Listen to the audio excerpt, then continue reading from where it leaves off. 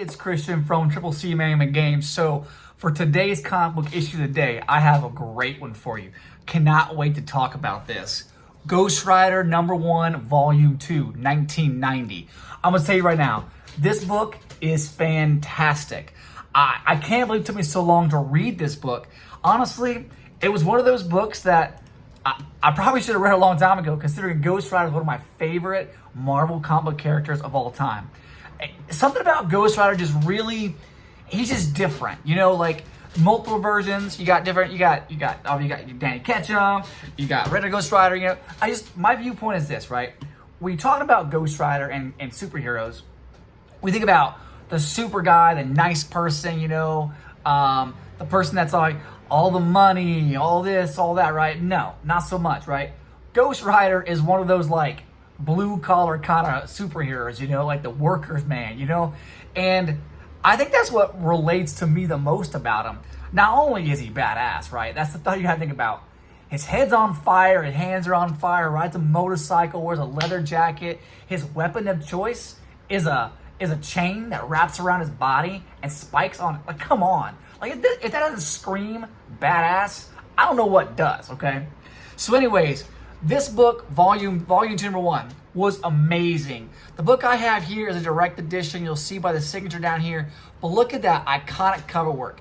This book's for going for about $20 to $30 here. I'm going to put it in here real quick here and take a look at something. I really enjoyed this book for what it was because it just kind of makes you think, like, this is what comic books are supposed to be about, honestly, okay? Let me pull this up real quick here. I want to see any variants over this book. Original Ghost Rider came out in 1950. Was like, they call it, it was a company called Superior made it. That the original, I mean, I'm talking about Volume 1 Ghost Rider was 1973, okay? And to come out 17 years later, and you got Volume 2, which is really, I mean, a great hit, honestly. So there's only one book of it. If my knowledge, look at here. There's 3 variants of this book, okay? You can have the regular book, you have the newsstand copy, and I believe you have there's a brand new MegaCon that came out as well on it. So there's a different version. It doesn't have the MegaCon, doesn't have the symbol down here.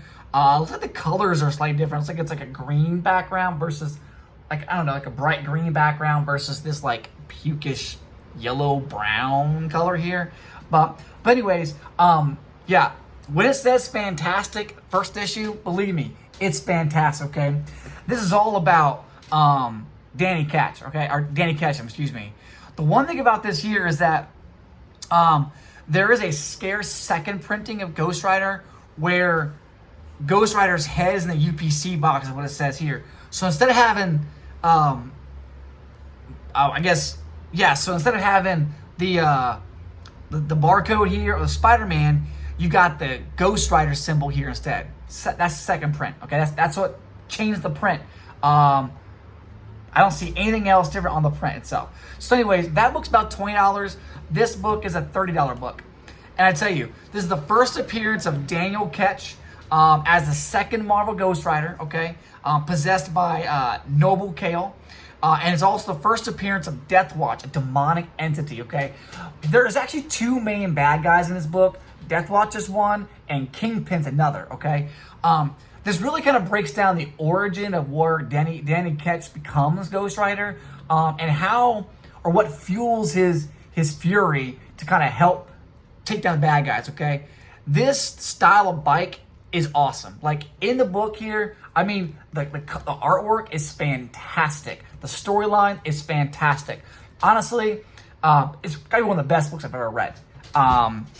And that's saying a lot. I've read quite a bit of comic books, but when I'm doing this episode of this comic book issue of the day, I'm starting to realize that there are just some series that are well worth the time and interest for you to purchase and really get into. Okay, it really is. And this is definitely one of those books. You can get it as cheap as like $3 in really bad condition, but honestly, getting a good high quality edition of this book here, I mean, just look at it. It's beautiful. The color is great. The artwork is fantastic.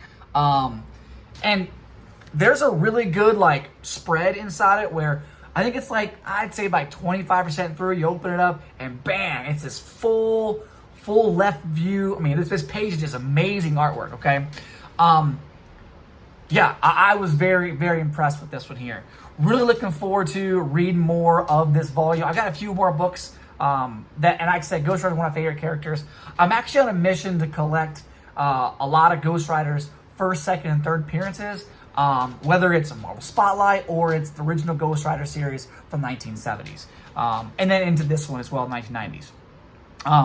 Now, my youngest son likes Ghost Riders too. He was big into another series that came out in like 2013, 2016.